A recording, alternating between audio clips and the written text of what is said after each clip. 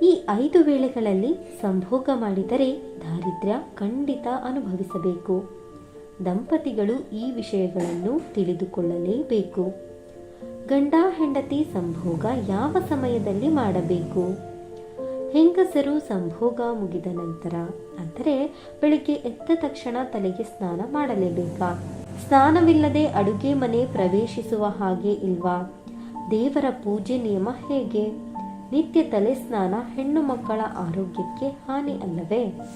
ಈ ಎಲ್ಲಾ ಗೊಂದಲಗಳಿಗೆ ಹಿರಿಯರು ಶಾಸ್ತ್ರದಲ್ಲಿ ಏನು ಹೇಳಿದ್ದಾರೆ ಎಂದರೆ, ಸ್ನೇಹಿತರೆ, ವಿವರವಾಗಿ ಪೂರ್ತಿ ಮಾಹಿತಿ ತಿಳಿಯುವ ಮೊದಲು ಸಾಕ್ಷಾತ್ ಲಕ್ಷ್ಮೀನಾರಾಯಣರ ಆಗಮನ ನಿಮ್ಮ ಮನೆಗೆ ಆಗಬೇಕೆಂದು ನೀವು ಬಯಸಿದರೆ, ಶ್ರೀ ಲಕ್ಷ್ಮೀನಾರಾಯಣರ ಕೃಪಾ ಕಟಾಕ್ಷವನ್ನ ಬಯಸುವುದಾದರೆ ಈ ವಿಡಿಯೋವನ್ನು ಲೈಕ್ ಮಾಡಿ ಮತ್ತು ನಮ್ಮ ವಿವರ್ಸ್ ಲೋಕ ಚಾನೆಲ್ ಅನ್ನು ಸಬ್ಸ್ಕ್ರೈಬ್ ಮಾಡಿ.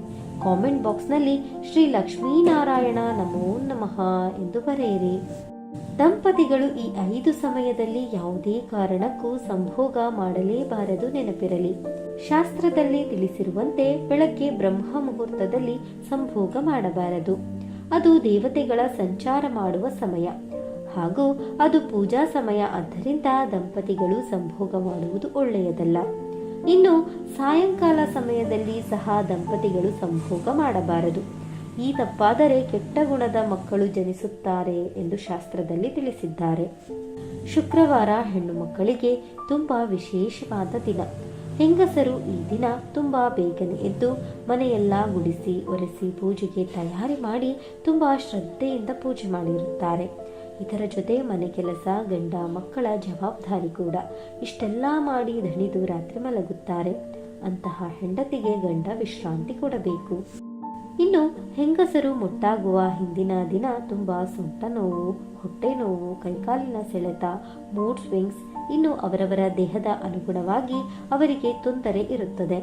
ಅದನ್ನ ಅರಿತು ಗಂಡನಾದವನು ಹೆಂಡತಿಗೆ ವಿಶ್ರಾಂತಿ ಕೊಡುವುದು ಬಹಳ ಮುಖ್ಯ.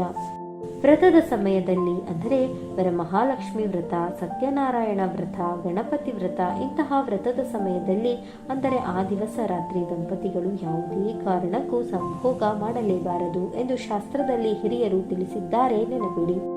ಗ್ರಹಣದ ಸಮಯದಲ್ಲಿ, ಸೂರ್ಯಗ್ರಹಣ, ಚಂದ್ರಗ್ರಹಣ, ಇಂತಹ ಸಮಯದಲ್ಲಿ ದಂಪತಿಗಳು ಯಾವುದೇ ಕಾರಣಕ್ಕೂ ಸಂಭೋಗ ಮಾಡಲೇಬಾರದು. ಎಚ್ಚರ.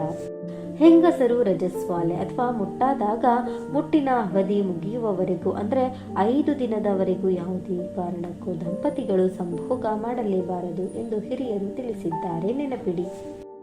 ಇನ್ನು ಮುಖ್ಯವಾದ ವಿಚಾರ ಎಂದರೆ, ದಂಪತಿಗಳು ಮಲಗುವ ಕೊಠಡಿ ಕಗ್ಗತ್ತಲಾಗಿ ಇರಬಾರದು. ಕನಿಷ್ಠ ಪಕ್ಷ ಒಂದು ಚಿಕ್ಕ ದೀಪ, ಬಲ್ಬ್ ಅಥವಾ ಕ್ಯಾಂಡಲ್ ಆದರೂ ಇರಬೇಕು. ದಂಪತಿಗಳು ಕಗ್ಗತ್ತಲಲ್ಲಿ ಸಂಭೋಗ ಮಾಡಿದರೆ ಜೀವನದಲ್ಲಿ ದಾರಿದ್ರ್ಯ ಕಾಡುತ್ತದೆ. ಅಷ್ಟೇ ಅಲ್ಲದೆ ಮಕ್ಕಳು ಸಹ ದಾರಿದ್ರ್ಯ ಅನುಭವಿಸುತ್ತಾರೆ. ಲಕ್ಷ್ಮಿ ನಿಲ್ಲೋದಿಲ್ಲ ಎನ್ನುತ್ತಾರೆ ಹಿರಿಯರು. ಇನ್ನು ಗಂಡಸರು ಸಂಭೋಗ ಮಾಡಿದ ನಂತರ, ಅಂದರೆ ಬೆಳಗ್ಗೆ ಎದ್ದ ನಂತರ ಕಡ್ಡಾಯವಾಗಿ ತಲೆ ಸ್ನಾನ ಮಾಡಲೇಬೇಕು. ನಂತರವೇ ದೀಪಾರಾಧನೆ ಮಾಡಬೇಕು ಮತ್ತು ಇನ್ನಿತರ ಕೆಲಸ ಮಾಡಬೇಕು.